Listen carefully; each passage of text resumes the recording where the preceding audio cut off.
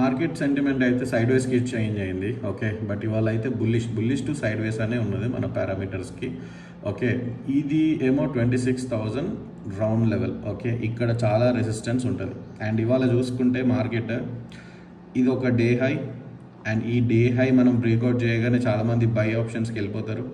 ఇక్కడ immediate resistance ఉంది, ఇది ఎవరు నోటీస్ చేయరు. ఓకే, మనకు కావాల్సింది ఇక్కడ బ్రేక్అవుట్, అండ్ ఈ బ్రేక్అవుట్ తర్వాత షార్ట్ కవరింగ్ స్టార్ట్ అవ్వాలి. అంటే మంచి క్యాండిల్, అది షార్ట్ కవరింగ్ ఇచ్చే క్యాండిలా, రిజెక్షన్ ఫేక్ బ్రేక్అవుట్ ఇచ్చే క్యాండిలా చూసుకుని ఆ తర్వాత అప్ సైడ్ ప్లాన్ చేద్దాం. ఓకే, అప్పటి వరకు అయితే ఇది side ways. And more over ఇవాళ ఎక్స్పైరీ కాబట్టి ప్రీమియమ్స్ డికే అయిపోతాయి. సో చాలా క్విక్గా జీరోకి దగ్గరలోకి వెళ్ళిపోయే ఆప్షన్స్ ఉంటుంది.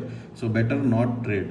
ఓకే, అండ్ ఇంకొకటి ఏంటంటే లిక్విడిటీ కూడా క్రియేట్ అయింది, కింద నుంచి ఉంది. ఇవాళ ఒకవేళ నెగిటివ్ సెంటిమెంట్ ఉండుంటే we would have planned downside, ఈ డౌన్ సైడ్ ప్లాన్ చేస్తుండే. కాకపోతే నెగిటివ్ సెంటిమెంట్ లేదు, ఇది అప్ సైడ్కే ఉంది. మోస్ట్ ప్రాబబుల్లీ ఇది ఒక రేంజ్లోనే క్లోజ్ అయ్యే ఆప్షన్స్ కూడా ఉన్నాయి.